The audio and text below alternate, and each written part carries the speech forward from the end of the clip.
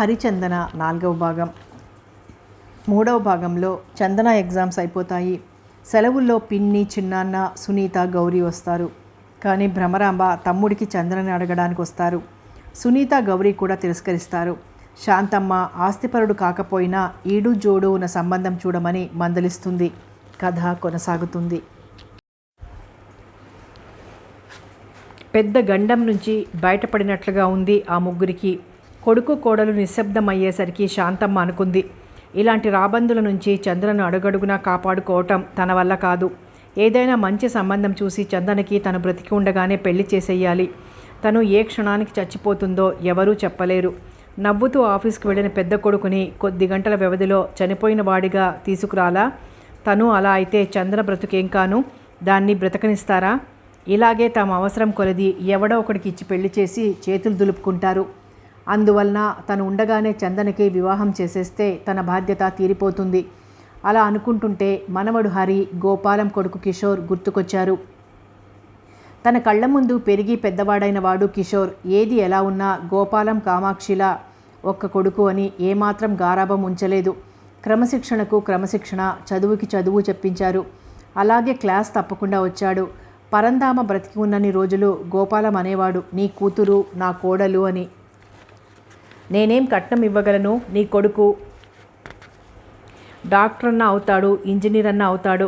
అలాంటి వాడిని అల్లుడిగా పొందగల తాహతు నాకు లేదురా అనేవాడు పరంధామ. నీ దగ్గర కట్నం తీసుకునేటంత అల్పహృదయుడు అనుకున్నావా? అలా తీసుకునేవాడు నీ దగ్గర పసుపవ్వాలి కానీ మనిషి కింద లెక్క కాదు అనేవాడు. అలా గోపాలం అంటున్నప్పుడు కామాక్షి ముఖం చిట్లించి కోపంగా భర్త వైపు చూసేది. తను ఎటూ మాట్లాడేది కాదు. వాళ్ళిద్దరి సంభాషణ వింటూ ఉండేది. గోపాలం మాటలు మాత్రం ఆమె మనసుకి ఎంతో ఆహ్లాదాన్నిచ్చేవి. హరి తన దగ్గర పెరగకపోయినా, తరచూ రాకపోయినా మాట, పద్ధతి అది ఎంతో మర్యాదపూర్వకంగా ఉండటమే కాక ప్రతి చిన్న విషయాన్ని క్షుణ్ణంగా పరిశీలించడం మాత్రం అలవడింది. తండ్రి బుద్ధి రాలేదని మాత్రం గ్రహించింది. అందుకే ఒక రోజున ఇంట్లోంచి చెప్పకుండా అమ్మమ్మను చూడాలని వచ్చేశాడు. పరంధామ హరిని దించేవాడా? భుజాల మీద తప్ప నడవనిచ్చేవాడు కాదు. మేనమామ చనిపోయాడని ఆలస్యంగా తెలిసిందని ఎంత బాధపడ్డాడు. మనసులోనే ఎంతగానో కుమిలిపోయాడు. జానకిని రానివ్వకుండా చేసింది చిన్న కొడుకులు ఇద్దరూ కలిసి చేసిన పని. ఆ సమయంలో వస్తే చందన గురించి ఏమైనా నిర్ణయం తీసుకుంటుంది అన్న భయం కావచ్చు. హరి తమకు తప్ప ఇంకెవ్వరికీ దక్కకూడదన్న కాంక్షతోనూ, ఎక్కువ కట్నం తీసుకువెళ్ళిందని అక్కసుతోనూ తమలో కలవకూడదని అలా చేశారు. అక్కడికి తనెన్నిసార్లు అడిగింది, జానకికి టెలిగ్రామ్ ఇచ్చారా అని. ఇచ్చామన్నారు. అదంతా అబద్ధమని ఆ తర్వాత తేలింది. ఇక తను ఎన్ని అడిగితే మాత్రం ఏం చెప్పగలరు? వంట ఇంటిలో దగదగమంటూ పాత్రల చేత పెద్ద పెద్ద శబ్దాలు చేస్తూ ఉన్నది కోడలేనని వెంటనే పసిగట్టింది శాంతమ్మ. అత్త మీద కోపం దుత్త మీద చూపించినట్టుగా ఉన్నది భ్రమరాంబ పరిస్థితి.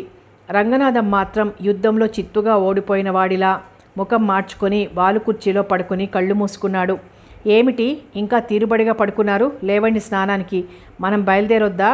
అక్కడ లంకంత కొంప వదులుకొని ఈ పంచన పడి ఉండటం దేనికి? లేవండి అంటూ విసురుగా వచ్చింది అక్కడికి భ్రమరాంబ.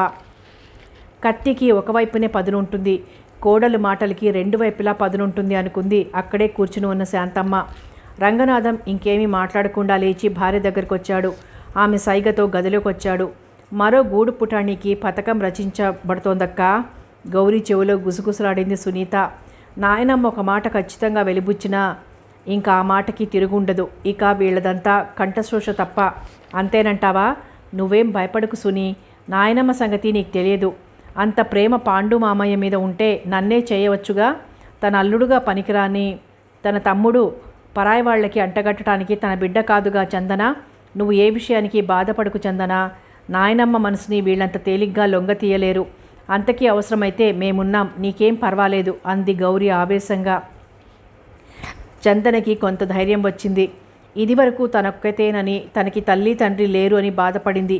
కానీ ఇప్పుడు తనకి ఒక అక్క, ఒక చెల్లెలు ఉన్నారు. అలా అనుకుంటే ఏదో శక్తి వచ్చినట్లయింది చందనకు. అప్పుడే వెళ్దామంటున్నావేమిటి?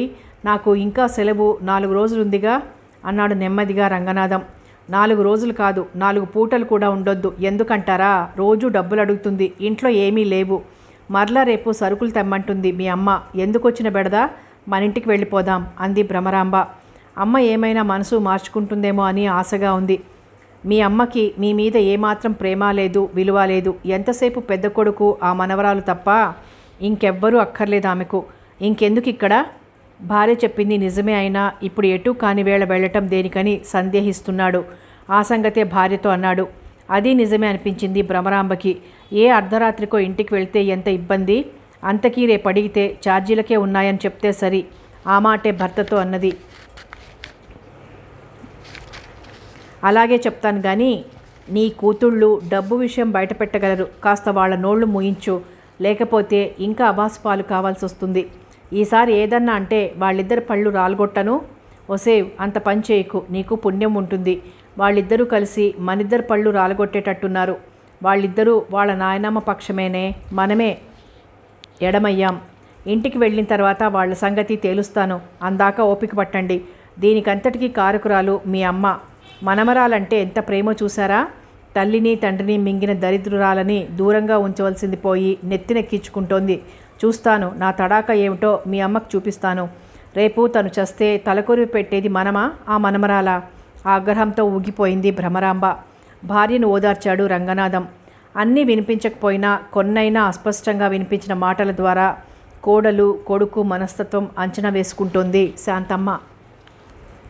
చందన చందన అంటూ పేపర్ చేత్తో పట్టుకుని పరుగు పరుగున లోపలికి వచ్చిన కిషోర్ని చూసి మాగన్నుగా వాలు కుర్చీలో పడుకుని ఉన్న రంగనాథం చెవులకి ఆ పిలుపు ఒక గావు కేకలాగా వినిపించి ఉలిక్కిపడి కళ్ళు విప్పాడు. కిషోర్ని చూడగానే అసూయ, కోపం ఒక్కసారిగా చుట్టుముట్టాయి రంగనాథంలో. అతను గోపాలం కొడుకుగా గుర్తించాడు. ఏమైంది? ఎవరు చచ్చారని అలా గావు కేకలేస్తున్నావు? కోపంతో అడిగాడు రంగనాథం. సీనియర్ ఇంటర్ పరీక్షా ఫలితాలు ప్రకటించారు. చందనకి ఫస్ట్ క్లాస్ వచ్చింది. ఏయ్ చందన, ఎక్కడా అంటూ లోపలికి పరిగెత్తాడు కిషోర్. అరుగు మీద కూర్చుని ఉన్న శాంతమ్మ పెదాల మీద చిరునవ్వు లాస్యమాడింది. తండ్రి పోయిన బాధలో కూడా పట్టుదలగా చదివింది, క్లాస్ తెచ్చుకుంది. పరంధామ ఉంటే ఎంత సంతోషించేవాడు. అసలు వాడి జీవితంలోనే సంతోషం అనేది ఎరగడు. ఆ సంతోషం అనుభవించలేకనే వెళ్ళిపోయాడు. కొడుకు గుర్తుకు రాగానే కళ్ళు చెమర్చాయి. ఎవరమ్మా అతను అలా చొరవగా ఆడపిల్ల కోసం లోపలికి వెళ్ళిపోతున్నాడు? గోపాలం కొడుకని తెలిసి కూడా కావాలనే అడిగాడు తల్లిని. చందనకి ఫస్ట్ క్లాస్ వచ్చిందన్న దుగ్ధతో. గుర్తుపట్టలేదా? మన గోపాలం కొడుకు, ఇంజనీరింగ్ పాస్ అయ్యాడు, ఇప్పుడే వచ్చినట్లున్నాడు ఊరు నుంచి అంది. ఎంత గోపాలం కొడుకే అయితే మాత్రం అంత చొరవ? ఈడొచ్చిన ఆడపిల్ల ఇంట్లో ఉంటే ఇలాంటి వాళ్ళందరినీ ఇంట్లోకి రానివ్వటమేనా ఏమిటి? ఆ తర్వాత ఏదైనా జరిగితే నింద మోయవలసింది మేము. నీకేం కాటికి కాళ్ళు జాపుకున్నదానివి ఈసడించింది భ్రమరాంబ. ఇంతకంటే సాధించటానికి అవకాశం దొరకదని శాంతమ్మ తలవంచుకున్నది బాధతో. కావాలని అంటున్నప్పటికీ ఆ మాటల్లో ఎంత విషం కక్కుతున్నారో. చాలా రోజుల తర్వాత కిషోర్ మాట వినిపించిన చందనకు ఎంతో సంతోషం అనిపించింది. తనకి ఫస్ట్ క్లాస్ వచ్చిందని వినగానే మరింత సంతోషం కలిగింది. చేస్తున్న పని ఎదురొచ్చి పేపర్ తీసుకోబోయింది. కానీ కిషోర్ అందనివ్వలేదు. చెయ్యి ఎత్తిపెట్టి ఉంచాడు. పాస్ అయ్యావు కాబట్టి పార్టీ ఇవ్వాలి, ఇస్తానంటేనే పేపర్ ఇస్తాను, లేకపోతే ఇవ్వనోచ్ అంటూ చేతులు ఎత్తిపట్టి చందనకు పేపర్ అందకుండా మునివేళ్ల మీద నిలబడ్డాడు. ఎలాగైనా పేపర్ అందుకోవాలన్న చందన పట్టుదల. తనకి క్లాస్ వచ్చిందనేసరికి ఎక్కడలేని శక్తి వచ్చేసింది. అంతవరకు తను పడిన మానసిక సంఘర్షణ ఇట్టే మాయమైపోయింది. మనసు ఏదో విజయం సాధించినట్టు తేలిగ్గా ఉంది. ముందు తను ఎగిరెగిరి అందుకోవాలని ప్రయత్నించి ఇక ఆ తరువాత కిషోర్ భుజం మీద చెయ్యి వేసి నొక్కిపట్టి ఎగిరి పేపర్ అందుకోవాలని చందన చేస్తున్న ప్రయత్నాన్ని నిరోధిస్తూ అటూ ఇటూ తిరుగుతున్న కిషోర్, పకపక నవ్వుతూ చప్పట్లు కొడుతున్న గౌరీ సునీతల అల్లరి. అందుకోవాలి, అందుకోవాలి, ఇంకొంచెం ఎత్తుకెగరాలి, ఇంకొంచెం ఇక లాక్కోవాలి అని అరుస్తుంటే రంగనాథానికి ఒళ్ళు మండిపోయి విసురుగా కుర్చీలోంచి లేచి పెరటివైపుకి బయలుదేరాడు. పిల్లలు గలగలా అరుస్తుంటే శాంతమ్మ పెదాల మీద నవ్వులాస్యం చేస్తోంది. కిషోర్ భుజాలు పట్టుకుని ఎగురుతున్న చందన పట్టు తప్పి ఆ విసురుకి కిషోర్ తూలిపడటం, అతనితో పాటు చందన అతడి మీద దబీమని పడిపోవటం, అలా ఒకరి మీద మరొకరు పడిపోవటంతో చప్పున లేవలేకపోయారు ఇద్దరూను. భలేగా ఉంది, భలేగా ఉంది. మొత్తం మీద కిషోర్ పడిపోయాడు. గౌరీ సునీతలు చప్పట్లు కొడుతున్నారు. పెరట్లోకి విసురుగా వచ్చిన రంగనాథం ఆ దృశ్యం చూసేసరికి ఎక్కడలేని కోపము వచ్చింది. ఒంటిలో వేడి సెగలొచ్చాయి. కోపం, అసూయ పశువు కింద మార్చాయి. చందన, నీకు బుద్ధుందా అసలు? గర్జించాడు. దబీమంటూ పడిపోవటంతో చప్పున లేవలేక అవస్థ పడుతున్న చందనకి పిడుగులు పడినట్లే వినిపించాయి పినతండ్రి మాటలు. ఆ కేకలతో ఎలాగో తమాయించుకుని అతి కష్టం మీద లేచింది. అయినా మోకాలికి దెబ్బ తగిలిన నొప్పితో బాధపడుతూనే నిలబడింది. ఏమయ్యా, చదువుకున్న వాడివి, పైగా కుర్రవాడివి, ఆడపిల్లలు ఉన్న చోటికి రాకూడదని తెలియదా? అది కాదు మామయ్య. కిషోర్ లేచి నిలబడి షర్టు కంటుకున్న దుమ్మును దులుపుకుంటూ అన్నాడు. ఎవడ్రా నీకు మామయ్య? పిచ్చి పిచ్చి వేషాలు వేయక బయటికి నడు. పేపర్ ఒకటి పట్టుకుని ఆడపిల్లతో గంతులు వేసేందుకు బయలుదేరావా? పో. అది కాదు, నేను చెప్పేది వినండి. పరందామయ్యని పిలిచే అలవాటుతో రంగనాథాన్ని కూడా మామయ్య అని సంబోధించాడు. అందుకు ఇంత కోపం వస్తుందని అనుకోలేదు. మరొక్క మాట మాట్లాడావంటే డొక్క చీరేస్తాను. బయటికి నడు. ఇంకెప్పుడైనా వచ్చావంటే కాళ్ళు విరగ్గొడతాను. జాగ్రత్త. ఆడపిల్లతో పరాచికాలు ఆడటానికి నీకెన్ని గుండెలు? పో ముందు బయటికి. తండ్రి అలా అంటుంటే గౌరీ సునీతలకి ఎంతో బాధ, కోపము కలిగాయి. తప్పు ఎవరిది లేకపోయినా అకారణంగా నిందిస్తున్న తండ్రి మీద అంతులేని కోపం వచ్చింది. ఏమంటే ఏం బిరుచుకు పడిపోతాడో అని భయపడ్డారు. కిషోర్ నెమ్మదిగా బయటికి వస్తూ వరండాలో కూర్చుని ఉన్న శాంతమ్మను చూశాడు. ఆమె 2 చెవులు మూసుకుని తపస్సు చేస్తున్నట్టుగా కళ్ళు కూడా మూసుకున్నది. ఒక్క క్షణం చూసి నవ్వుకుంటూ బయటికి వెళ్ళిపోయాడు. పేపర్ కోసం అంత కష్టపడిన చందన చివరికి ఆ పేపర్ నేల మీద నిర్జీవంగా పడి ఉండేసరికి ఎవరూ తీసుకోలేదు. తల వంచుకుని దెబ్బ తగిలిన మోచేతిని సవరించుకుంటూ తల వంచుకొని నిలబడిపోయింది. ఎదురుగా నిలబడి నిప్పులు కక్కే కళ్ళతో ఉన్న పినతండ్రిని చూడలేక, ఆయన వెళ్ళాడో లేదో తెలియక, తలెత్తి చూసే ధైర్యం లేక అలాగే బొమ్మలా నిలబడిపోయింది. ఆడపిల్లవి, మరి అంత బరితెగించి మగవాడి మీదపడి ఎగురుతావా? నీకేమైనా బుద్ధుందా? నేను చూడబట్టి సరిపోయింది. లేకపోతే ఆ గంతులు, ఆ చిందులు, ఆ నవ్వులు హవ్వా ఎవరైనా విని పోతారన్న సిగ్గు బిడియం లేకపోతే సరి. ఎంతకాలం నుంచి జరుగుతోంది ఇలా? అవి మాటలు కాదు, కత్తిపోట్లు. అంత దారుణంగా మాట్లాడుతున్న పినతండ్రి మీద అంతులేని కోపం వచ్చింది. కానీ ఏమీ అనలేని అసహాయురాలైపోయింది. కళ్ళ నిండా నీళ్లు తిరిగిపోయాయి. ఎంతో తప్పు చేసిన దానికి మళ్ళీ తల వంచేసుకుంది చందన. ఇంత పరాభవం ఎప్పుడూ పొందలేదు. చందన పేపర్ తీసుకోబోయి పడిపోయింది. ఇందులో తప్పేముంది అలా తిడుతున్నావు నాన్న? అడిగింది గౌరీ. ఛీ, నోరు మూసుకోండి. వంత పాడటం మొదలుపెట్టారు. మీరు కూడా ఇలా తయారవ్వాలరా ఏమిటి? పదండి లోపలికి. మహా చెప్పొచ్చారు నాకే నీతులు అని ముందు వరండాలోకి వచ్చాడు. తల్లి గట్టిగా చెవులు కళ్ళు మూసుకుని ఉండటం చూసి ముందు ఆశ్చర్యపోయి అంతలోనే ఆ విషయాన్ని తేలిగ్గా తీసుకున్నాడు. భర్త అంటున్న ప్రతి మాట వింటున్న భ్రమరాంబకి ఎంతో సంతోషం కలిగింది. నంగిలా ముంగిలా ఉంటుంది కానీ దాని మనసంతా విషమే. లేకపోతే తన మాటను కూడా తిరస్కరిస్తుందా? నిన్న రాత్రి అందరూ నిద్రపోయిన తర్వాత వంట ఇల్లు సర్దే నెపంతో చందనను తీసుకువెళ్ళి అవి సర్దు ఇవి సర్దు అని చెప్పి చివరికి అడిగింది తను. ఎంతకాలమని ఇలా ఉంటావు? ఏ క్షణానికి గుటుక్కుమంటుందో ముసలమ్మ. నువ్వు పాండుని చేసుకుంటే ఎలాంటి లోటు రాదు, పైగా బోలెడంత ఆస్తి, సుఖపడతావు అని. నాదేముంది పిన్ని, అంతా నాయనమ్మ ఇష్టం అంది. మీ నాయనమ్మ చూపంతా నేల మీద ఉండదు, నింగి మీద ఉంటుంది. అలాగే జానకి ఎన్ని సంబంధాలు వచ్చినా చేయక పెద్ద ఆస్తిపరుడని తెచ్చి మీ నాన్న వాటాకి వచ్చిందంతా మాయమాటలతో కూతురికి పెట్టేసి మీకేమీ లేకుండా చేసింది. అప్పులకి తాళలేక మీ నాన్న గుండె పగిలి చచ్చాడు.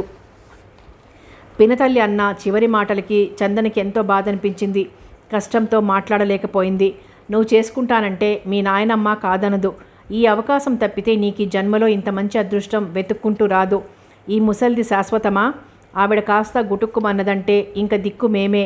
ఇప్పుడు కాదన్నావనుకో, రేపు నీ ముఖం చూసేవాళ్లే లేరు. అంతెందుకు, మీ నాన్న చచ్చిపోయి ఇన్ని నెలలైతే ఒక్కసారైనా తిరిగి చూశాడా మీ చిన్నబాబాయ్? ఆ రోజున తనకి కావలసిన బిందెలు గుండిగలు అన్నీ ఏరుకొని మరీ తీసుకెళ్ళిన పినతల్లి వచ్చిందా? ఏదో మాకే ప్రాణం ఆగక నిన్ను చూడాలని ఇలా పరిగెత్తుకొచ్చాం కానీ పాండుని తప్ప చేసుకోనని ధైర్యంగా చెప్పేయి. ఆ ముసలిది ఏం చేస్తుందట? భ్రమరాంబకి ఆయాసం వచ్చి ఆగింది గబగబా చెప్పటంతో. తను పిలిస్తే అత్తయ్య అంటుంది. ఎవరి దగ్గర అయినా అనాలంటే ముసలమ్మ అని అతి తేలిగ్గా అంటుంది. చందన ఆలోచనలో పడిపోయింది. ఒకనాటి రాత్రి గుర్తొచ్చింది. తండ్రి చనిపోయిన తర్వాత పరామర్శించడానికి వచ్చిపోయే వాళ్లతో ఇల్లు ఖాళీ లేదు. తండ్రిని శవదహనానికి తీసుకువెళ్ళిన రోజు రాత్రి పడుకునేందుకు ఎక్కడా చోటు లేకపోవటంతో నాయనమ్మ పక్కలో పడుకుంది. బాగా అలసిపోయి ఉండటంతో నిద్ర పట్టేసింది. ఉదయం లేచి చూసుకుంటే తన వెనక జాకెట్ పైట కొంగు అంతా తడిసిపోయింది. నీళ్లు ఎక్కడున్నాయి, ఎలా పడ్డాయి? అందున ప్రత్యేకించి పమిట చెంగు జాకెట్టు వెనుక భాగాన తడవటం ఏమిటి అనుకుంటే నాయనమ్మ కళ్ళు మొహం ఎర్రగా కందిపోయి ముఖమంతా ఉబ్బిపోయి ఉన్నది. అప్పుడు అర్థమైంది తనకి అవన్నీ నాయనమ్మ కన్నీళ్ళని. ఎందుకత్తా అంతలా బాధపడతావు అని గోపాలం మావయ్య అడిగితే బాధ కాక ఏమున్నది గోపాలం? చెట్టంత బిడ్డ పోయాడన్న దిగులు కంటే ఈడొచ్చిన ఆడపిల్లని ఈ గుండెల్లో దాచుకోవాలన్నా సాధ్యం కావటం లేదు. మగపిల్లవాడైతే ఇంత గోచిగుడ్డ పెట్టుకొని తిరిగినా బాధలేదు. ఆడపిల్ల అయిపోయింది. ఎంత జాగ్రత్తగా కాపాడుకున్నా ఏదో ఒక నింద రాకమానదు. అలాంటి నింద రాకుండా నా బిడ్డను అతి జాగ్రత్తగా కాపాడుకోవాలన్నదే నా తాపత్రయం. ఒక్కోసారి చందన భవిష్యత్తును ఊహించుకోవాలంటే ఎంతో భయంగా ఉంది అన్న అలాంటి నాయనమ్మ మాట కాదని పిన్ని మాటలకి విలువ ఇవ్వాలనిపించలేదు చందనకు. నా ఇష్టాలతో నిమిత్తం లేదు పిన్ని. నాయనమ్మ ఎలా చెప్తే అలా వింటాను. ఎవరిని చేసుకోమంటే వాళ్ళనే చేసుకుంటాను. ఈ విషయంలో నాయనమ్మదే తుది నిర్ణయం అని ఎంత ధైర్యంగా చెప్పింది. చేస్తుందిలే పెళ్ళి. ఏం పెట్టి చేస్తుందో ఎలా చేస్తుందో చూస్తాను. ఇలా తలో వైపున ఆ నాయనమ్మని మనమరాలిని ముళ్లతో గుచ్చుతుంటే సరి. లేకపోతే ఏం చూసుకుని అంత పొగరు? బాగా అయింది శాస్తి అని పళ్ళు నూరుకుంది భ్రమరాంబ. తల్లి కొడుకుల మాటలు విని గబగబా ముందు వరండాలోకి వచ్చి ఏమీ ఎరగందాన్లా స్తంభం పట్టుకొని నిలబడిపోయింది. చూసావా అమ్మా నీ మనవరాలు చేస్తున్న ఘనకార్యం అని అడిగాడు రంగనాథం కోపంగా చూస్తూ. నేనేమీ చూడలేదుగా. చూసింది నువ్వు. ఏం చెప్పదలుచుకున్నావో సూటిగా చెప్పు.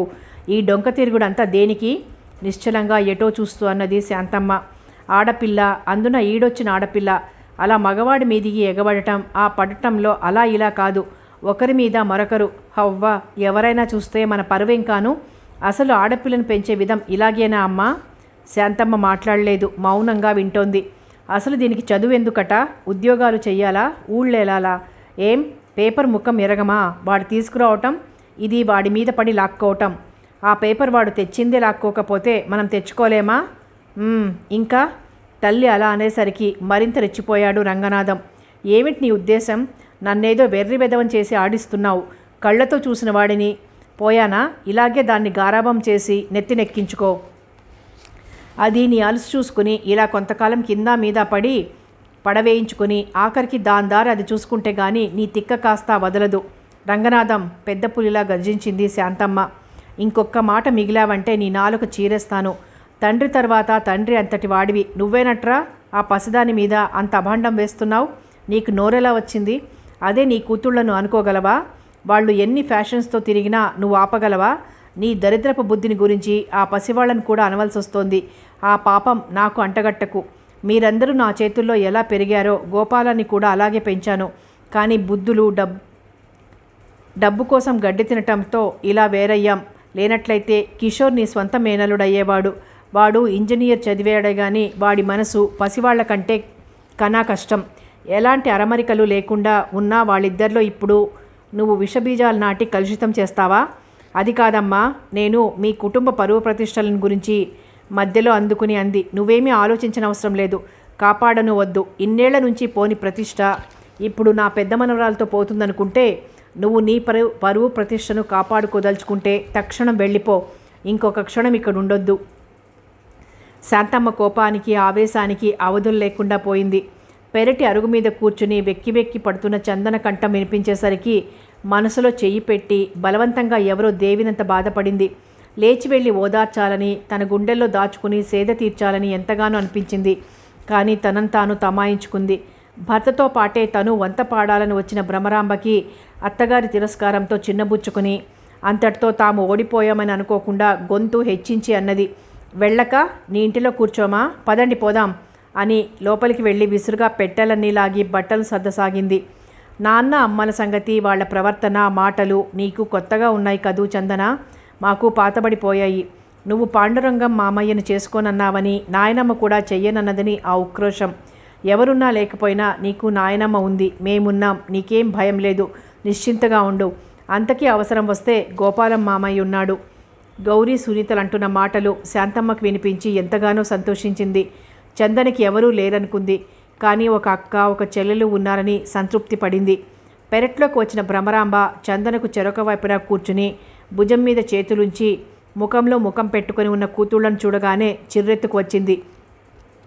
ఇంకా ఇక్కడే తగలడ్డారేం? వచ్చి మీ బట్టలు అవి సర్దుకోండి, పోదాం. ఇంకెందుకు ఇక్కడ మనం? తల్లి అలా గర్జించేసరికి గౌరీ సునీతలు నెమ్మదిగా లేచి తల్లిని అనుసరించారు. బిక్కమొహాలు వేసుకుని మరో అరగంటకి అంతా పెట్టే బేడా సర్దుకుని బయలుదేరారు. వంట అయిపోవచ్చింది పిన్ని, భోజనాలు చేసి వెళ్ళొచ్చు అంది చందన గబగబా వంట ఇంట్లోకి వెళ్ళబోయి ఆగి. చేసిన మర్యాదలు చాలే తల్లి, వాటితోనే మా కడుపు నిండిపోయింది, ఇంకెందుకు? అది కాదు పిన్ని, భోజనం చేసి వెళ్తే ఏ వేళకు వెళ్ళినా ఇబ్బంది ఉండదు తలవంచుకుని అంది. ఏం నంగనాచివే, చేసింది చాలక పైగా ఎంత చక్కటి మర్యాద చేస్తున్నావు. పదండి పోదాం, డబ్బులు పడవేస్తే ఎక్కడ పడితే అక్కడ భోజనం దొరుకుతుంది అంది కోపంగా. పినతలు చేసిన విమర్శ కంటే గౌరీ సునీతలు భోజనం చేయకుండా లాక్కు వెళ్తుంటే ఎంతో బాధ అనిపించింది. అసలు ఆకలికి ఆగలేదు సునీత. గౌరీ అంటే తామిద్దరికంటే వయసులో పెద్దది కాబట్టి కొంత తట్టుకోగలదు. సునీత అలా కాదు, ఆకలికి ఆగలేదు, ఒకటే గొడవ చేస్తుంది. అలాగే భోజనం టైంకి అరగంట ఆలస్యమైనా ఊరుకోదు. తనతో ఎక్కువ ఇష్టంగా ఉన్నారన్న కోపంతో కూడా దారిలో వాళ్ళకేమీ ఇప్పించను కూడా ఇప్పించరు. అంత కఠినాత్ములు వాళ్ళు. వాళ్ల వెనకనే వరండాలోకి వచ్చి నిలబడింది చందన మౌనంగా. వెళ్ళొస్తామమ్మా అన్నాడు రంగనాథం ముఖం మరోవైపుకు తిప్పుకొని. మంచిది, క్షేమంగా వెళ్ళిరండి అంది శాంతమ్మ. మరల రావటం ఎందుకు? ఈ అవమానం చాలలేదనా? తలకొరివి పెడతారని రమ్మంటున్నాను. ఆ మాటతో జాలిగా నాయనమ్మ వైపు చూశారు ముగ్గురు మనవరాళ్ళు. తల్లి అలా అంటుందని అనుకోని రంగనాథం ఓ క్షణం నిలబడిపోయాడు ఆశ్చర్యంగా చూస్తూ. అడ్డాల నాడు బిడ్డలు కానీ గడ్డాల నాడు బిడ్డలు ఎలా అవుతారు రంగా? క్షేమంగా వెళ్ళు, నేను చచ్చిన నాడైనా రా. తలకొరివి కొడుకులు పెట్టకపోతే పున్నామ నరకంలోకి వెళ్లే అదృష్టాన్ని కోల్పోగలను. అలా అంటుంటే శాంతమ్మ కళ్ళు చెమర్చాయి. రంగనాథం భ్రమరాంబ మౌనంగా బయటికి వెళ్ళిపోయారు. ఖాళీ రిక్షా ఏదైనా దొరుకుతుందేమోనని. నాయనమ్మ, మేమేమైనా నీ మనసుని కష్టపెట్టి ఉంటే క్షమించు అని గౌరీ సునీత శాంతమ్మకి చెరవ పక్కన కూర్చున్నారు. మీ నాన్న అలా అన్నాడన్న కోపంతో మిమ్మల్ని కూడా దూషించాను, నన్ను మీరే క్షమించాలి అంది ఇద్దరిని వాటేసుకుని. దుఃఖాన్ని అదింపెట్టుకుని అన్నారు ఇద్దరు. చందన అయినా ఒకటే, మేమైనా ఒకటేగా నాయనమ్మ. అవునమ్మా, ఆ జ్ఞానం మీ అమ్మకి నాన్నకి లేకపోయింది. చందనకి ఎలాంటి అన్యాయం మా అమ్మ కానీ నాన్న కానీ బాబాయ్ కానీ పిన్ని కానీ చేస్తే ఎదుర్కోగల శక్తి మాకున్నది. నువ్వు చందన విషయంలో ఎలాంటి కలత చెందవద్దు. నా బంగారు కొండలు, ఎంత మంచి మాట విన్నాను. చందనకి అక్క చెల్లెళ్ళు లేని లోటు తీరినందుకు ఇప్పుడెంతో ఆనందంగా ఉంది. ఇంకా నాకు చందన గురించిన దిగులు లేదు, దానికి మీరున్నారు. నాకు కావాల్సింది అదేనమ్మా అంది రుద్ధకంఠంతో. ఇంకా రారేమిటి, అక్కడే కూలబడిపోయారా అన్న తల్లి కేకతో ఉలిక్కిపడి గౌరీ సునీతలు నాయనమ్మ చెయ్యిని వదలలేక వదిలి గబగబా బయటికి వెళ్ళిపోయారు. వారి వెనకనే వాకిట్లోకి వచ్చిన చందనకు రిక్షాలో నుంచి వెనకకు చూస్తూ ఉన్న గౌరీ సునీతలు చందనకు వీడ్కోలు చెప్తున్నట్టు చెయ్యి ఊపుతున్నారు. గౌరీ సునీతలు ఎక్కిన రిక్షా కనుమరుగు అయ్యే వరకు చూసి ఆ తర్వాత లోపలికి వస్తున్న చందనకు కళ్ళల్లో నీళ్లు తిరిగాయి. ఉన్నన్ని రోజులు ఉండి చటుక్కున ప్రయాణం అయ్యి వెళ్ళిపోయినందుకు బాధపడుతూ ఆ అరుగు మీదనే కూర్చుండిపోయింది. ఎందుకనో పినతల్లి పినతండ్రి మాటలు ప్రవర్తన నచ్చలేదు. ఎందుకలా ప్రవర్తిస్తారు? బేలగా కళ్ళ నిండా నీళ్లు నింపుకొని కూర్చుండిపోయి దిగులుగా శూన్యంలోకి చూస్తున్న మనవరాల్ని దగ్గరకు తీసుకుంది శాంతమ్మ. నాయనమ్మ అంటూ శాంతమ్మ చేతుల్లో వాలిపోయి బావురు మంది. నేను కూడా మా అమ్మ నాన్నతో పాటు చచ్చిపోయి ఉన్నట్లయితే నీకింత మనస్తాపం ఉండేది కాదుగా నాయనమ్మ. చచా, అలా అనుకు తల్లి. నువ్వు అనేది ఉండబట్టే ఈ ఘటం అన్ని బాధలను మర్చిపోగలుగుతుంది. నా కంఠంలో ప్రాణం ఉండగా నీకు ఎలాంటి అన్యాయము జరగనీయనమ్మా. తల నిమురుతూ అక్కున చేర్చుకుంది శాంతమ్మ. ఆమెకి బాధగానే ఉంది కొడుకు కోడలు ప్రవర్తనకు. అయినా తను బాధపడితే చందన ఇంకా బాధపడుతుందని లోపలే దిగమింగింది. ఆ సాయంత్రం ఆఫీస్ నుంచి ఇంటికి వచ్చిన గోపాలానికి ఎదురుగా కుర్చీలో కూర్చుని పేపర్ చదువుతున్న కిషోర్ని చూసి నవ్వుతూ దగ్గరకొచ్చాడు. తండ్రిని చూసి కుర్చీలోంచి లేచాడు కిషోర్. కొడుకు వదనం వాడిపోయి ఉండటం చూసి వెళ్ళిన ఇంటర్వ్యూ జయప్రదం కాలేదని చెప్పకనే చెప్తోంది ఆ ముఖం అనుకుంటూనే కుర్చీలో కూలబడ్డాడు. ఇప్పటికీ 9 ఇంటర్వ్యూలు అయ్యాయి, ఇది 10వ ఇంటర్వ్యూ. ఇదైనా అవుతుందని ఆశపడ్డాను. ఈ చోద్యం విన్నారా అంటూ కాఫీ కప్పుతో వచ్చింది అక్కడికి కామాక్షి. ఏమిటి అని అడగలేకపోయాడు గోపాలం. అలా భార్య చెప్పటంతోనే ఎవరి మీదనో గట్టి కేసుని పట్టుకున్నదనే అర్థం. ఆ కేసు తాలూకా వివరాలు వినాలంటే తలనొప్పి. సాగదీసి చిలవలు పలవలుగా చెప్తుంది. అందుకే ఆ విసుగుని భరించలేక ఏమిటి అని అడగలేకపోయాడు. కాఫీ కప్పును మాత్రం అందుకొని నెమ్మదిగా గుటక వేసాగాడు. అలా గుటకలు వేస్తూ కొడుకు వైపుకు చూశాడు. తండ్రి అలా చూడటం, తల్లి దీర్ఘం తీసుకుంటూ రావటంతో ఇక అక్కడ ఉండలేక లోపలికి వెళ్ళిపోయాడు. మీ కొడుకు చందన పరీక్ష అయిందని పేపర్లో పడితే వస్తూ కొనుక్కొచ్చాడు. పోనీ కొనుక్కు వచ్చాడనే అనుకుందాం, చందనకి ఇచ్చేసి రావచ్చుగా. ఆ చందన తక్కువదా? మన వాడిని పడవేయటమే కాక తను వాడి మీద పడిపోయి ఎంతకీ లేవకపోవటంతో రంగనాథం అన్నయ్య చూసి తెగ చివాట్లు వేసి మరీ మన అబ్బాయిని ఇంటికి పంపాడు. చందన గురించి వక్రంగా చెప్తున్న భార్య వైపు కోపంగా చూశాడు గోపాలం. కిషోర్కి బెదురుగా ఉంది తండ్రి ఏమంటాడోనని. చెప్పేదేదో సరిగ్గా చెప్పు విసుక్కున్నాడు. నేను సరిగ్గానే చెప్తున్నాను, మీరే సరిగ్గా వినటం లేదు. అసలు నేనేదైనా చెప్పబోయేంతలోనే చిరాకొచ్చేస్తుంది అంటూ విసురుగా వెళ్ళిపోయింది లోపలికి. గోపాలానికి నవ్వొచ్చింది. తండ్రి మందహాసం చూసేసరికి కిషోర్కి కొంత మనసు తేలికపడింది. ఇక పర్వాలేదనుకుని యువతలకొచ్చాడు. ఇంటర్వ్యూ ఎలా చేశావు అడిగాడు గోపాలం కొడుకుని చూసి. బాగానే చేశాను, ఈ ఆఫర్ తప్పకుండా నాకే వస్తుందన్న నమ్మకం ఉంది నాన్నగారు తల వంచుకునే జవాబిచ్చాడు. తలెత్తబోయ్. తండ్రి అలా అనేసరికి కిషోర్కి ధైర్యం వచ్చింది. నెమ్మదిగా తల ఎత్తి తండ్రి ముఖంలోకి చూశాడు. మీ అమ్మ అలాగే అంటుంది కానీ చందన ఎప్పటికైనా నా కోడలు అవ్వవలసిందే. మీరిద్దరూ కింద మీద పడినా హద్దులు మాత్రం దాటకూడదు నాన్నగారు. మై డియర్ సన్, పరంధామయ్య అంటే నాకు ప్రేమ కంటే గౌరవం ఎక్కువ. జీవితంలో సుఖపడిన పాలు కంటే కష్టపడిన పాలు ఎక్కువ. ఆ రోజున మీ తాతగారికి ఉన్న ఇబ్బందులతో కట్నానికి ఆశపడి అడిగినంత ఇచ్చుకోలేక బయటి సంబంధం కోసం వెతుక్కుంటున్న తరుణంలో నేను చాలా పేచి పెట్టాను. జానకిని తప్ప ఇంకెవ్వరినీ చేసుకోనని. అన్నం కూడా ఇంట్లో తినటం మానేసి బయటనే తిని బయటనే ఉంటుంటే నన్ను వెతుక్కుంటూ పరంధామయ్య వచ్చాడు. నాకెన్నో నీతులు బోధించాడు. సంసారంలో ఉండే సాధక బాధకాలు వివరించాడు. డబ్బుతో ఉండే అవసరాలు ఎలాంటివో చెప్పాడు. మన స్నేహం మాత్రం ఇలాగే ఉంటుందని, తల్లిదండ్రుల మాట వినటం కొడుకుగా నా కర్తవ్యం ఏమిటో బోధించి ఎలాగైతే మాత్రం నన్ను ఒప్పించి ఇంటికి తీసుకొచ్చాడు. చివరిసారిగా నా దగ్గర ప్రామిస్ తీసుకున్నాడు. ఏమిటి నాన్నగారు? వివాహం అయిన తర్వాత జానకి మీద ఉన్న ప్రేమ కొలది కట్టుకున్న భార్యను నిర్లక్ష్యం చేయవద్దని, మీ ఇద్దరూ సుఖంగా ఉండాలి. నిజానికి పరంధామయ్య అలా అంటాడని కల్లో కూడా ఊహించలేదు. నిజానికి నన్ను బాగా తిట్టాలి, నా తల్లిదండ్రులను శపించాలి. తన చెల్లెల్ని చిన్నప్పటి నుంచి కోడలు వరుస పెట్టి పిలిచి ఇప్పుడు డబ్బు కోసం గడ్డి తింటున్నందుకు చెప్పు తీసి కొట్టిన శిక్ష సరిపోదు. అలాంటిదేమీ లేకుండానే ఆ విధంగా మాట్లాడి తన మంచితనంతో మా మనసులు చిత్రవద అనుభవించేలా చేశాడు. నిజానికి అంత మంచి మనసు ఉండటం అరుదు. ఇతరుల క్షేమం ఆలోచించటం అంటే మరీ విశేషం. పరంధామయ్యలో అసూయ లేదు, జలసీ లేదు, స్వార్థం లేదు. ఇవన్నీ లేకపోబట్టే మహానుభావుడైపోయాడాయన. ఆయనకిచ్చిన మాట కోసమే మీ అమ్మ ఎలా మాట్లాడినా ఏమీ అనలేకపోతున్నాను. అందుకే చందనను నా కోడలుగా చేసుకోవాలని నాకుంది. నీకు ఉండాలని నేను కోరుకోవటంలో తప్పులేదుగా నాన్నగారు. సంతోషంతో తండ్రి రెండు చేతులు పట్టుకున్నాడు. స్నానానికి వస్తారా అంటూ లోపల నుంచి వస్తున్న కామాక్షి మాట విని చప్పున దూరంగా జరిగిపోయారు ఇద్దరు. నీకు బుద్ధుందా అసలు? నువ్వింకా చిన్నపిల్లవాడిని అనుకుంటున్నావా ఆ చందనతో గంతులు వేయడానికి? చిన్నప్పుడంటే మీ ఇద్దరు కింద మీద పడినా ఎవ్వరూ పట్టించుకోలేదు. ఇప్పుడు ఇంకా అలా చెయ్యాలంటే ఒప్పుకుంటుందా మీ అమ్మ? భార్య వస్తోందని సైగ చేస్తూ అంటున్న తండ్రి మాటలు తల్లిని సంతోషపరచడానికని అర్థం చేసుకుని తప్పు చేసిన వాడిలాగా కావాలని తలముంచుకొని భయం నటిస్తూ నిలబడ్డాడు కిషోర్. అలా గట్టిగా బుద్ధి చెప్పండి మీ సుపుత్రుడికి. హవ్వ రంగనాథం అన్నయ్య దెప్పుతుంటే నా ప్రాణం చచ్చిపోయిందనుకోండి అంటూ వచ్చేసింది అక్కడికి. కిషోర్ ఇంకా అక్కడ ఉండలేకుండా బయటికి వెళ్ళిపోయాడు. నేను వాడిని బాగా కోప్పడ్డాను. ఇంకా నువ్వేమీ అనకు. ఇంకా ఎక్కువగా సాధించావనుకో ఇల్లు వదిలి వెళ్ళిపోగలడు. ఎందుకంటావా? రేపో మాపో ఇంజనీర్గా సెలెక్ట్ అయితే మన నోట్లో మట్టే. కాబట్టి నయానా భయానా కాక నమ్రతగాను వాడికి నచ్చేలా చెప్పటం మంచిది అన్నాడు గోపాలం. ఇప్పుడు నేనేమన్నాను కిషోర్ని? అన్నావని కాదే, ఇంక అనవద్దనేగా నేను చెప్పేది. అర్థమైందిలేండి అంది తగ్గు స్వరంతో. ఇక గోపాలం అక్కడ ఉండకుండా బాత్రూంలోకి వెళ్ళిపోయాడు. గబగబా స్నానం ముగించుకొని బట్టలు వేసుకొని శాంతమ్మ దగ్గరికి బయలుదేరాడు. ఈరోజు చాలా ఆలస్యమైపోయింది. రోజు అయితే రావటమే స్నానం చేసి కాఫీ తాగి వెళ్ళి కాసేపు శాంతమ్మ దగ్గర కూర్చుని ఆ కబురు ఈ కబురు చెప్పుకుంటే కానీ తృప్తి ఉండేది కాదు ఇద్దరికీను. అది ఇప్పటి విషయం కాదు, గోపాలం చదువుకుంటున్నప్పటి నుంచీను. ఇప్పుడు ఆలస్యమైందని బాధపడటానికి కూడా కారణం ఉంది. పరంధామయ్యకు వచ్చే ప్రావిడెంట్ ఫండ్ మీద తీసుకున్న అప్పు తీర్చకపోవడంతో అవన్నీ పోగా ఎక్కువ డబ్బు రాదని ఆడిటింగ్ రిపోర్ట్ వచ్చింది. దాంతో హతాశుడైపోయాడు గోపాలం. ప్రతి పైసా జానకికే పెట్టి ఉంటాడు. తను అనుభవించింది కూడా ఏమీ లేదు. వెనక ముందు ఆలోచించకుండా జానకి ఏది అడిగితే అదే కొని పంపి తనకంటూ కనీసం ఈ ప్రావిడెంట్ ఫండ్ కూడా లేకుండా చేశాడంటే అంతకంటే దారుణం మరొకట్లేదు.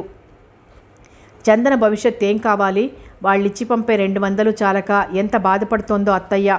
ఆ విషయం శాంతమ్మకు చెప్పాలని వచ్చిన గోపాలానికి శోకదేవతల అరుగు మీద చెంగుపరుచుకుని ఎడం చెయ్యి తల కింద పెట్టుకుని పడుకుని ఉన్న శాంతమ్మను చూసి చూడగానే ఏదో అనుమానం వచ్చింది, బాధ కలిగింది.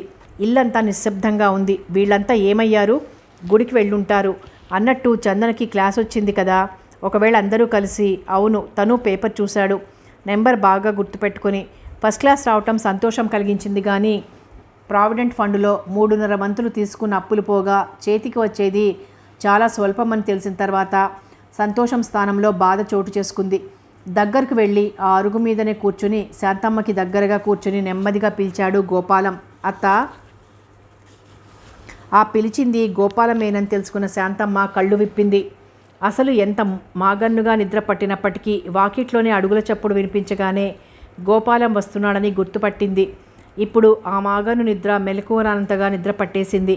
అందుకు కారణం పగలంతా తీవ్ర వేదనకి గురి అవటంతోనూ, చందన మీద అకారణంగా నింద వేసినందుకు పరితాపం పొందటంతోనూ అలసిపోయిన శరీరం, మనసు నిద్రావస్థలో ఉన్నాయి. నెమ్మదిగా కళ్ళు తెరిచి చూసింది శాంతమ్మ. ఎంతో జాలిగా తన వైపుకు చూస్తూ ఉండటంతో అంతవరకు తనలో తనే బాధపడిపోయిన శాంతమ్మ గోపాలాన్ని చూడటంతో ఎక్కడలేని ఆవేదన పొంగిపోవటంతో పడుకున్నదల్లా లేచి గోడకి చేర్లబడి పమిట చెంగు చాటు చేసుకుని కళ్ళనీళ్లు పెట్టుకుంది. అది చూసి ఉలిక్కి పడ్డాడు. అదేమిటత్తా, ఎందుకలా బాధపడుతున్నావు? ఏం జరిగింది? పిల్లలు, రంగనాథం ఏరి అని అడిగాడు. నాతో పోట్లాడి వెళ్ళిపోయారు. వెళ్ళిపోయారా? అప్రయత్నంగా అనేశాడు గోపాలం. భార్య అన్నీ పూసగుచ్చినట్టు చెప్పేదే. ఈ విషయం మర్చిపోయి కొడుకు మీద కోపంతో ముందు ఆ విషయం చెప్పింది. తను సావధానంగా విన్నట్లయితే అన్నీ చెప్పేదే. అసలు తను విన్నదెక్కడా? అందుకే ఇల్లు ఇంత నిశ్శబ్దంగా ఉంది అనుకున్నాడు. శాంతమ్మ చేయి పట్టుకొని అనునయంగా అడిగాడు గోపాలం. అసలు విషయం ఏమిటో నాకు చెప్పటానికి నీకు సందేహం దేనికి? ఎందుకు పోట్లాడి వెళ్ళారు? శాంతమ్మ కళ్ళు తుడుచుకొని సర్దుకొని కూర్చుని తూచా తప్పకుండా అన్ని విషయాలు చెప్పింది. చందన, కిషోర్ విషయం వచ్చేసరికి చెప్పలేక చెప్పింది. పాండురంగం విషయం చెప్తుంటే ఉద్రేకపడింది. కోపంతో పెదాలు అదిరిపోతున్నాయి. అన్నీ విన్న గోపాలం 5 నిమిషాల వరకు ఏం మాట్లాడలేకపోయాడు. రంగనాథం, భ్రమరాంబ ఇంత కిరాతకానికి ఒడిగట్టారా? తల్లి తండ్రి లేని ఆడపిల్ల అని సానుభూతి చూపించవలసింది పోయి ఆమె భవిష్యత్తుని నాశనం చేయాలని చూస్తారా? గోపాలానికి ఎంతో కోపం వచ్చింది. అత్త, వాళ్ళ సంగతి తెలిసి కూడా ఎందుకలా బాధపడతావు? చందన విషయంలో నువ్వేమీ ఆదుర్దా పడవద్దు. తను ఇంకా చదువుకుంటోంది. మేజర్ అయితే అప్పుడు తనే వీళ్ళందరికీ ఎదురు నిలిచి పోరాడుతుంది. నీ ఘటం ఉన్నంత వరకు చందనను ఎవ్వరూ ఏమీ చేయలేరు. తను మేజర్ అయిన తర్వాత తన భవిష్యత్తుని తానే నిర్ణయించుకుంటుంది అన్నాడు గోపాలం. మోకాళ్ళ మీద గెడ్డమ్మ అంచుకుని గోడకి ఆనుకుని కూర్చున్న చందనకి వరండాలో జరుగుతున్న సంభాషణ అంతా అతిశ్రద్ధగా వింటోంది. గోపాలం మామయ్యేనా అంటున్నది అనుకుంది. తను మేజర్ అయిన తర్వాత తను నిర్ణయించుకోవడమేమిటి? తనేమీ చెయ్యలేడా? కనీసం ఆ మాట అయినా అనకపోయాడే. అత్త అత్త అంటూ మాటల్లోనే వగలిపోవటం. క్రియ వచ్చేసరికి ఇలాగే ఉంటాయి ఓదార్పులు. తన కొడుక్కి చేసుకుంటాను అని ఎందుకు అనకూడదు? కోపం వచ్చింది చందనకు. గోపాలం ఇంకా ఏమేమిటో అనాలనుకున్నాడు. శాంతమ్మకి మాట ఇవ్వాలనుకున్నాడు. కానీ తన నాడే తన మీద విశ్వాసం అంతరించిపోయింది. ఇప్పుడు తన చందనను కిషోర్కి చేసుకుంటానన్న నమ్మదు. తను ఈ విషయంలో కామాక్షి గీచిన గీటు దాటలేడని శాంతమ్మకి తెలుసు. ఒకసారి పరంధామ తను నవ్వుకుంటూ మాట మధ్యలో అన్నాడు, పైసా కట్నం లేకుండా నీ కూతుర్ని చేసుకుంటాను అని. నా చెల్లెలు నాడు లేని దయాధర్మం నా కూతురు విషయంలో చూపిస్తున్నందుకు సంతోషం అన్నాడు పరంధామ. శాంతమ్మ ఊరుకోలేదు. మనసులో ఉన్నమాట అనేసింది. నీ తల్లికి ఉన్నటువంటి ఆశ నీ భార్యకి ఎందుకు ఉండకూడదు గోపాలం? నా కూతురు వారసత్వం నా మనవరాలికి రానివ్వకు. అసలు ఇప్పటి నుంచే అలా జంట చేసి మాట్లాడొద్దు అంది బాధగా. ఆమె అలా అనటానికి కారణమూ ఉంది. జానకి పెళ్ళి అత్యంత వైభవంగా జరిపించి 3 నిద్రలకి అత్తవారింటికి వెళ్ళి వచ్చిన తర్వాత ఎంతో బాధగా ఉన్నట్టు కనిపించింది. పనుల హడావిడిలో తను అడగటం మర్చిపోయింది. ఇక్కడ 3 నిద్రలు అయ్యి 16 రోజుల పండుగకు తీసుకువెళ్ళి అక్కడ ఒక 4 రోజులు ఉన్న తర్వాత చెన్నకేశవులు వెళ్ళి చెల్లెల్ని తీసుకొచ్చాడు. అప్పుడు ఎంతో బాధగా కనిపించింది. శాంతమ్మకి అనుమానం వచ్చింది కూతుర్ని చూసేసరికి. పెళ్లి రోజున ఏమంత ఉత్సాహంగా కనిపించలేదు. మొదటి రాత్రి అయినా జానకిలో సంతోషం కనిపించలేదు. 16 రోజుల పండగకు అత్తవారింటికి వెళ్ళి వచ్చిన ఎలాంటి మార్పు కనిపించలేదు. కొత్త పెళ్లి కూతురు అంటే ఎందుకో ఎంతో ఉత్సాహంగా ఆనందంగా ఉంటారు. మరి జానకి ఇదేమిటి? ఎప్పుడు చూసినా ఏదో పోగొట్టుకున్న దానికి మళ్ళీ ఉండటంతో ఇక ఆపుకోలేక అడిగింది. తల్లి అలా అడగటంతోనే అంతవరకు బిగబట్టుకున్న ఆవేదన, దుఃఖం జానకిలో పెళ్ళుబికిపోయి తల్లిని కౌగిలించుకుని ఏడ్చేసింది. విషయం ఏమిటో చెప్పమ్మా. జానకి చెప్పలేకపోయింది. వెక్కి వెక్కి పడుతూనే ఉన్నది. ఇంకా పెట్టుపోతల్లో కానీ లాంఛనాల విషయంలో కానీ చాలలేదని కానీ మనం సరిగ్గా మర్యాద చేయలేదని కానీ నిన్ను ఆడిపోసుకున్నారా? లేక మీ అత్తగారు నిన్నేమైనా బాధ పెట్టారా? విషయం ఏమిటో చెప్పమ్మా. వాళ్ళెవ్వరి గురించి కాదమ్మా, మీ అల్లుడే మానసికంగా చిత్రహింసలు పెడుతున్నారు. దేనికమ్మా? మనమేమీ లోడ్ చేయలేదే. వాచి దగ్గర నుంచి స్కూటర్ వరకు పెట్టాం. అదైనా లగ్నం పెట్టుకొని ఇంకా 4 రోజుల్లో పెళ్లి ఉందనగా స్కూటర్ కోసం పేచీ పెడితే పెద్దాడు తల తాకట్టు పెట్టి కొనుక్కొచ్చి ఇచ్చాడు. ఆడపిల్ల పెళ్లి చెడిపోతే ఎలాగని అడిగినవన్నీ ఇచ్చామని లోకువా? అది కాదమ్మా. మరేమిటి? నువ్వు అలా ఎందుకుంటున్నావో కారణం చెప్పాలి, లేకపోతే నాకు కోపం వస్తుంది. తల్లి అలా అనటంతో ఇంకా దాచి లాభం లేదని అతి కష్టం మీద చెప్పసాగింది. మీ గోపాలం బావతో నీకు పెళ్ళెందుకు అవ్వలేదు? ఇరుగు పొరుగు వారే కదా. చిన్నప్పటి నుంచి నిన్ను ఇవ్వాలనుకున్న తర్వాత ఇప్పుడెందుకు చేసుకోలేదు? మీ ఇద్దరు బాగా చనువుగా ఉండేవారా? అంటే సినిమాలకి షికార్లకి తిరిగేవారా? ఎప్పుడైనా నిన్ను పట్టుకొని ముద్దు పెట్టుకున్నాడా? బహుశా ఇవన్నీ అయ్యేసరికి మొహం మొత్తి నిన్ను చేసుకోలేదేమో అని ప్రతి నిమిషానికి నన్ను ప్రశ్నలతో మానసికంగా చిత్రవద పెట్టసాగారమ్మా. నాకెందుకు ఈ పెళ్లి చేశావు? గోపాలం చేసుకోను అన్న రోజున ఆజన్మ బ్రహ్మచారిణిగా ఉండాలనుకున్నాను. ఆడపిల్ల నీకు బరువని నువ్వు నా పెళ్లి చేసి నా గొంతు కోసావమ్మా. తల్లి భుజం మీద ముఖం పెట్టుకొని బోరున విలిపిస్తున్న కూతుర్ని ఓదార్చలేకపోయింది శాంతమ్మ. ఈ అంశాన్ని తీసుకొని సాధించి తనకి ఏమేం కావాలో అవన్నీ ఈ రకంగా అలిగి పెట్టించుకునేవాడు కామేశం. చిన్నప్పటి నుంచి భార్యాభర్తలనే బంధం వేయటంలోనూ తిరిగి వారిని ఆ బంధానికి కట్టుబడనీయకను చేసిన ఆ తప్పులకి ఆ లేత మనసులు ఎంత వ్యధకి గురవుతాయో అనుభవం మీద తెలుసుకున్న శాంతమ్మకి ఎప్పుడైనా గోపాలం అలా అన్నప్పుడంతా వారించేది. జానకిలోలాగా చందనలో ఆశలు రేపకూడదన్నదే ఆమె పట్టుదల. 1-2 సార్లు తుంచేసింది వారి సంభాషణను. అలా తుంచివేయటానికి కారణం తన కూతురు పడిన మానసిక వేదనే. అందుకే పుట్టింటికి కూడా ఎక్కువ రాదు. వెళ్తే గోపాలంతో ఎక్కడ మాట్లాడుతుందో, ఏం చెప్తుందో తన గురించి అని జానకిని రానివ్వడు. ఆ అనుభవం దృష్ట్యా గోపాలం అలా అన్నప్పుడు గట్టిగా మందలించింది. అప్పటినుంచి గోపాలం చందన విషయం అసలు శాంతమ్మ దగ్గర తీసుకురాడు. ఆ సాహసం లేకపోయింది. ఒకసారి మందలింపుతో ఇలా అయితే బాగుంటుంది అని మాత్రం తన వరకు అనుకుంటుంది. ఎవరికి విప్పి చెప్పదు. గోపాలం నెమ్మదిగా చందనను వెతుక్కుంటూ లోపలికి వెళ్ళాడు. నిర్జీవ ప్రతిమలాగా కూర్చుండిపోయిన చందన తల మీద చెయ్యి వేసి నిమిరాడు ఆప్యాయంగా. ఆ ప్రేమాభిమానాలకు చందన కళ్ళు చెమర్చాయి. ఇలాంటి విషయాలలోనే ధైర్యంగా ఉండాలి చందన. ఏమీ జరగనప్పుడు ఆ విషయం గురించి ఆలోచించకూడదిక. జరగబోయే దాన్ని గురించి ఆలోచించాలమ్మా. ఏ విషయంలో మావయ్య? ఆశగా అడిగింది తానై వినాలన్న ఆశతో. గోపాలం చెప్పడానికి తటపటాయించాడు. తాను ఏమని అభయం ఇవ్వగలడు? ఇస్తే ఇప్పటి నుంచే ఆ పసి మనసులో ఆశలు రేపటం తప్ప జరిగేది ఎలాగూ జరగక మానదు. మరొక అమ్మాయి వైపు కన్నెత్తి చూడకుండా కిషోర్ని ఆపేందుకు మాట అడ్డం వేశాడు. అవసరమైతే తన వస్తువు పరాయి వాళ్ల పాలు అవ్వకుండా చూసుకోగలడు. కానీ చందన ఆడపిల్ల. తాను అభయమిస్తే తన కర్తవ్యాన్ని మర్చిపోగలదు. అందుకే దాటవేయగలిగాడు. నువ్వు గ్రాడ్యుయేషన్ పూర్తి చెయ్యమ్మా, ఆ తర్వాత సంగతి ఆలోచిద్దాం అన్నాడు నెమ్మదిగా. ఎందుకనో ఆ మాటలు ఏమంత తృప్తికరంగా లేకపోవటంతో అసంతృప్తితో వేగిపోయింది. తల పంకించింది కానీ నోరు విప్పి జవాబు చెప్పలేకపోయింది. చందన దృష్టిలో అందరూ స్వార్థపరులే. ఎవరిని నమ్మకూడదు. అందరూ హితోక్తులు చెప్పేవారే కానీ అన్యాయాన్ని ఎదుర్కొని అజేయంగా నిలబడాలన్నది ఎవరిలోనూ కనిపించకపోవటంతో అంతవరకు అంతో ఇంతో ఆశ ఉన్న చందనలో అది కాస్త అడుగంటేసరికి నిరాశ అలముకుంది. నాయనమ్మను ఓదార్చవలసింది పోయి నువ్వు బెంబేలు పడిపోతే ఎలాగమ్మా? ఇలా చెరక చోట కూర్చుంటే ఎలా? రా, వచ్చి మీ నాయనమ్మ దగ్గర కూర్చో. ఈ వయసులో ఆమె బాధపడటం మంచిది కాదు. నువ్వు ధైర్యం చెప్పాలి అని బలవంతంగా చందనను తీసుకొచ్చి శాంతమ్మ దగ్గర కూర్చోబెట్టాడు గోపాలం. ఆ తరువాత ఎన్నో విషయాలు చెప్పాడు. కానీ ప్రావిడెంట్ ఫండ్ కింద వచ్చే మొత్తం చాలా స్వల్పమని చెప్పలేకపోయాడు. ఇప్పుడు చెప్తే అత్త ఇంకా వ్యాకుల పడిపోతుందని ఆ విషయం చెప్పలేకపోయాడు. ఆ రోజు 5వ తారీఖు. ఒకరోజు అటు ఇటుగా రంగనాథం నుంచి చెన్నకేశవుల నుంచి చెరీ 100 పంపే మనీ ఆర్డర్ శాంతమ్మకి అందేది. అలాంటిది ఈ నెల చెన్నకేశవులు పంపించాడు కానీ రంగనాథం నుంచి 100 రూపాయల మనీ ఆర్డర్ రాలేదు. 100 రూపాయలకి ఏమొస్తాయి? గోపాలానికి ఇచ్చి తెప్పిస్తే తాను కొంత వేసి తీసుకొస్తాడు. ఆ 100 కూడా వచ్చిన తర్వాత తెప్పించవచ్చు సరుకులు అనుకున్నది. అలా ఎదురు చూసిన 4 రోజులకి రంగనాథం నుంచి 50 రూపాయల మనీ ఆర్డర్ వచ్చింది. దాంతోపాటు ఓ కార్డు కూడా రాశాడు.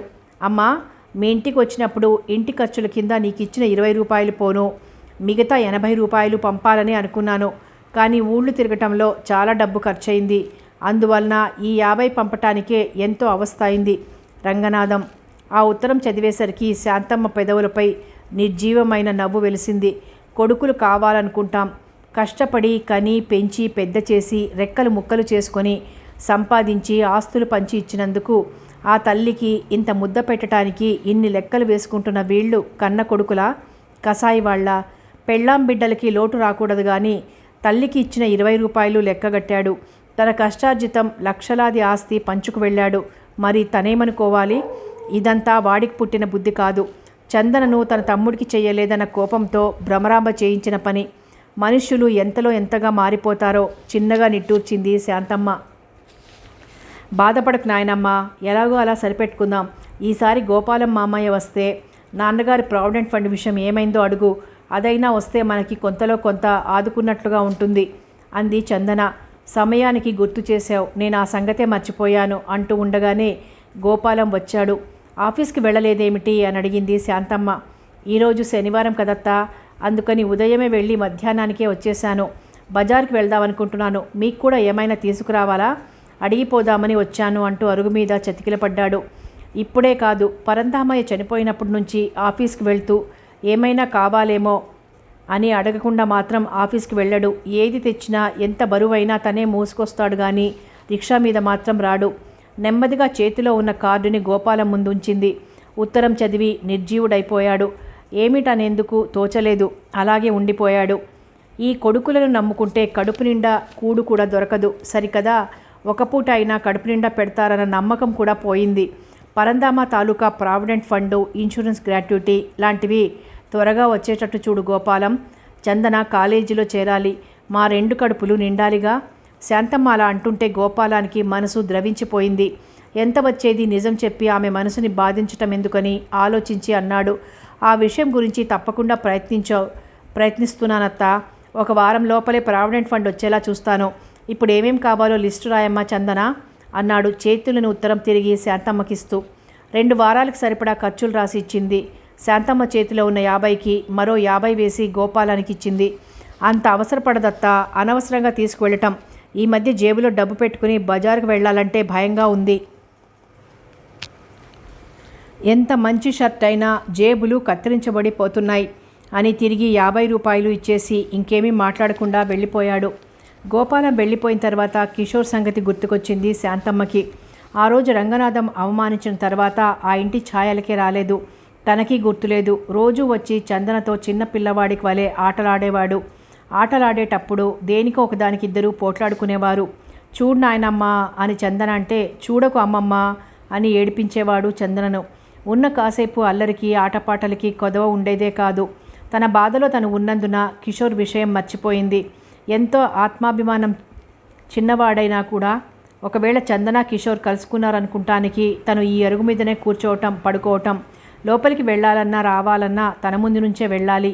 అలాంటిదేమీ జరగలేదు. పోనీ చందన బయటికి వెళ్ళిందా అనుకుంటే అది లేదు. కిషోర్ని చూడాలని ఎంతగానో అనిపించింది శాంతమ్మకి. గోపాలాన్ని బజారుకి పంపిన తర్వాత కామాక్షి తీరుబడిగా వచ్చింది. ఇటీవల తను కూడా రావటం తగ్గించింది కానీ భ్రమరాంబ నుంచి ఏదైనా కబురు శాంతమ్మకు తెలుస్తుందేమోనని మాత్రం వచ్చేది. వచ్చినా ఊరుకునేది కాదు. రంగనాథం అన్నయ్య ఉత్తరం ఏమైనా రాశాడా పిన్నిగారు? అసలు అంత తొందరగా వెళ్ళిపోతారనుకోలేదు. పిల్లలు ఉన్నన్ని రోజులు ఇల్లు కళకళలాడుతుండేది. వాళ్ళు వెళ్ళిపోయిన తర్వాత ఎంత నిశ్శబ్దంగా ఉందో అనేది. కథ కొనసాగుతుంది.